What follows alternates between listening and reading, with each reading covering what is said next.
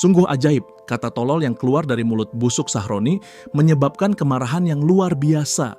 Setelah adanya demo besar-besaran, media-media besar luar negeri juga ikut menyorotinya. Dari BBC, The New York Times, Al Jazeera, hingga Reuters, semua serempak menulis headline tentang kemarahan rakyat Indonesia yang dipicu oleh satu ucapan sembrono seorang pejabat. BBC menyebut peristiwa itu sebagai sumbu pendek yang meledakkan ketidakpuasan panjang. Menurut mereka, rakyat Indonesia sudah lama tertekan dengan isu ekonomi, ketidakadilan, dan arogansi pejabat, sehingga kata tolol yang diucapkan Sahroni hanyalah pemantik dari tumpukan bara. Dalam ulasannya, BBC menekankan betapa rapuhnya komunikasi politik di negeri ini, di mana ucapan seorang elit bisa menjadi pemicu chaos nasional. Al Jazeera mengambil sudut pandang yang lebih tajam.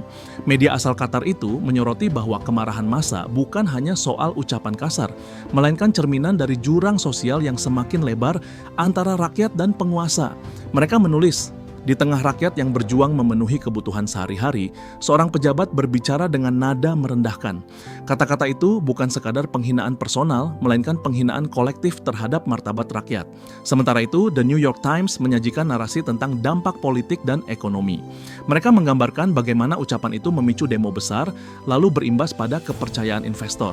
Indeks saham sempat merosot, rupiah goyah, dan pemerintah terpaksa buru-buru mengeluarkan pernyataan bahwa fundamental ekonomi tetap kuat. Bagi media Amerika itu, kasus Sahroni adalah contoh nyata bagaimana satu kesalahan verbal bisa mengguncang tidak hanya stabilitas politik, tapi juga pasar keuangan global. Reuters menulis dengan gaya khas mereka yang ringkas namun tajam. Seorang pejabat senior Indonesia, Sahroni, menghadapi gelombang kemarahan publik setelah menyebut rakyat dengan kata tolol. Protes yang meletus kini menjadi ujian terbesar bagi pemerintahan dalam menjaga legitimasi dan kepercayaan publik.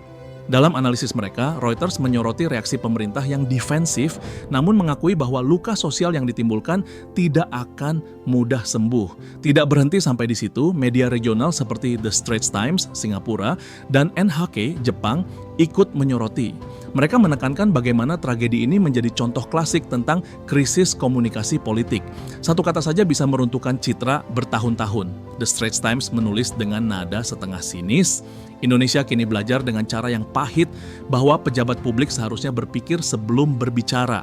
Di media sosial internasional, nama Sahroni mendadak viral.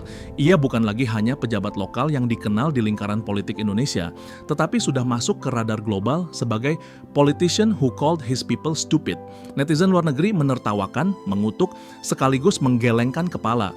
Meme-meme bermunculan, dari karikatur Sahroni dengan mulut berbentuk corong sampah hingga editan wajahnya di poster film bertajuk The Stupid Word That Shook a Nation. Ironinya, semua ini terjadi di era ketika reputasi bisa hancur hanya dalam hitungan jam. Apa yang keluar dari mulut seorang pejabat tak lagi bisa dianggap sebagai obrolan santai di warung kopi. Semuanya direkam, diperhatikan, dan disebarkan dalam kecepatan cahaya. Dan Sahroni, dengan mulut busuknya, menjadi contoh hidup dari pepatah, mulutmu harimaumu. Bedanya, kali ini harimau itu bukan hanya melukai dirinya, tapi juga menghancurkan hartanya dan mengirim reputasinya ke tong sampah sejarah. Media asing menulis panjang lebar seolah tak ingin melewatkan drama politik ini. Mereka membandingkannya dengan insiden serupa di negara lain, di mana pejabat jatuh bukan karena korupsi miliaran, tapi karena satu kalimat yang salah tempat. Dari sisi ini, Sahroni menjadi semacam case study internasional tentang bagaimana komunikasi publik yang buruk bisa berujung pada bencana politik. Sementara rakyat di jalanan terus berteriak, menyalakan obor, dan menuntut keadilan, dunia luar menonton dengan penuh rasa ingin tahu. Indonesia, yang sering dipandang sebagai demokrasi terbesar ketiga di dunia, kini tampil di panggung global dengan wajah lain, rapuh, emosional, dan marah. Dan semua berawal dari satu kata, tolol. Barangkali inilah ironi terbesar. Sahroni ingin merendahkan rakyatnya dengan satu kata, tetapi akhirnya dirinya lah yang ditelanjangi di hadapan dunia.